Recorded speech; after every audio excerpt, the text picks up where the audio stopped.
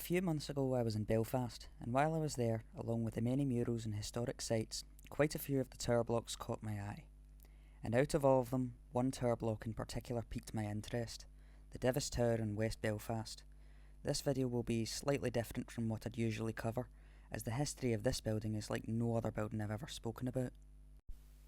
Situated on Divis Street in the Lower Falls, the Divis Tower was originally part of a complex with 12 other buildings, which were 8 stories tall.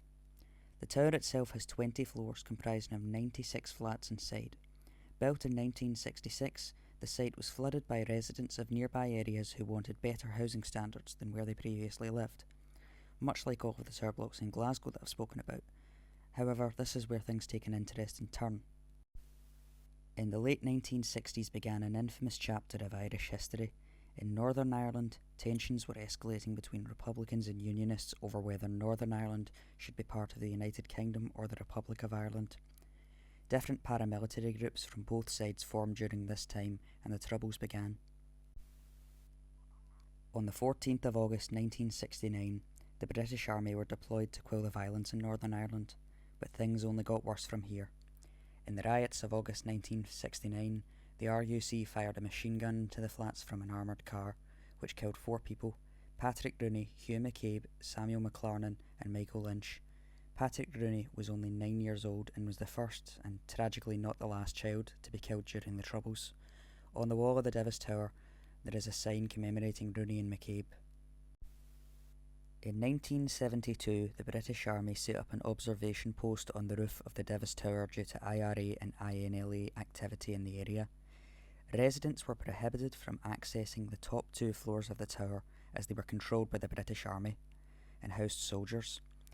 In addition to this, residents of the flats were often searched as membership of paramilitary groups was higher in this area.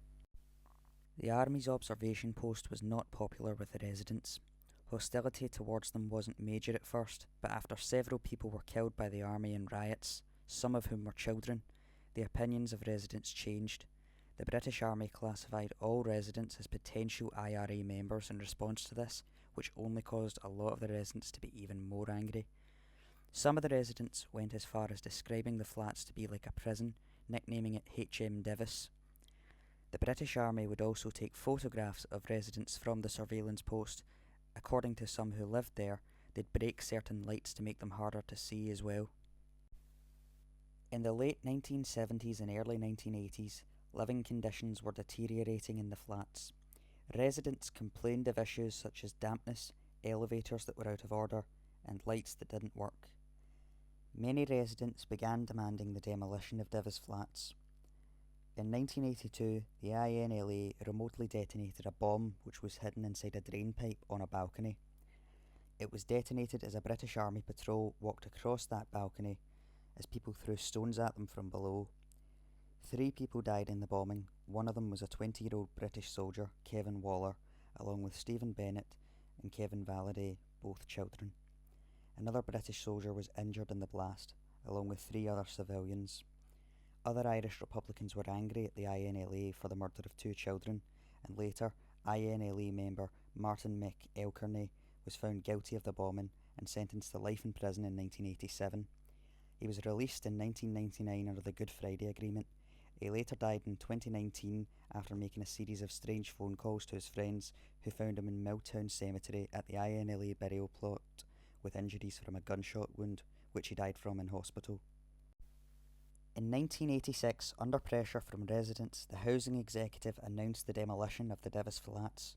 The Divis Residents Association had been calling for the demolition of the flats for over 10 years, but they weren't the only ones.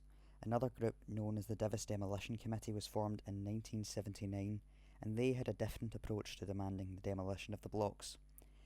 Things such as taking windows and doors from empty apartments to render them uninhabitable, then breaking the frames. They'd also pull out electrical fittings, tear holes in the walls, and even block off the flats with cinder blocks. When asked about the group's actions, one of their members, Sean Stitt, said that, "We can say to the Housing Executive that if they do not demolish Divis, the people of Divis flats will certainly demolish it." By 1993, all of the 12-storey flats had been demolished, but as the Divis Tower remained popular with many of the elderly residents, it was spared from demolition. After the Good Friday Agreement, calls for the demilitarisation of the Divis Tower grew, and in response to the announcement that the IRA were ending their armed campaign, in 2005 the British Army made the decision to have the observation post dismantled. They also announced that their operation in Northern Ireland would end by August 2007. The army had been slowly withdrawing since the late 1990s, but from 2007 onwards, soldiers would only ever be in Northern Ireland for training. In 2009, the building was refurbished, and the top 2 floors were opened to civilians for the first time. Interestingly, when I visited the Divis Tower in October of last year, we took the wrong elevator as the concierge had told us that we could go up to the 18th floor, then go up a few stairs and see the view from the top of the building. In the Divis Tower there are 2 elevators, one for floors with even numbers and one for odd numbers. We accidentally took the odd number elevator to the 19th floor and then to the 17th in the hopes that we'd find a stairway to the 18th.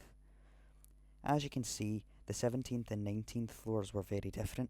The 18th and 19th floors were the ones occupied by the British Army, and even 18 years after the observation post was dismantled, you can still tell where they stayed. That same year, the tower got a new roof, which also helped with the dampness problems. The residents of the Divis Tower made a memorial garden dedicated to Brendan Hughes, a high-ranking member of the Belfast Brigade of the IRA, who was leader of the 1980 hunger strikes. Hughes lived in the flats in his final years, and after his death in 2008, the garden was dedicated to his memory. There's also sitting areas within the garden, a hut for people to go and sit, and an altar with a statue of the Virgin Mary. Like I said earlier, this really isn't like any other tower block I've covered before, which is part of the reason I find it to be so fascinating. It's a unique and interesting story behind what looks like a normal high-rise on the surface, and this has definitely been one of my favourite ones to research for, actually going to Belfast and going inside the building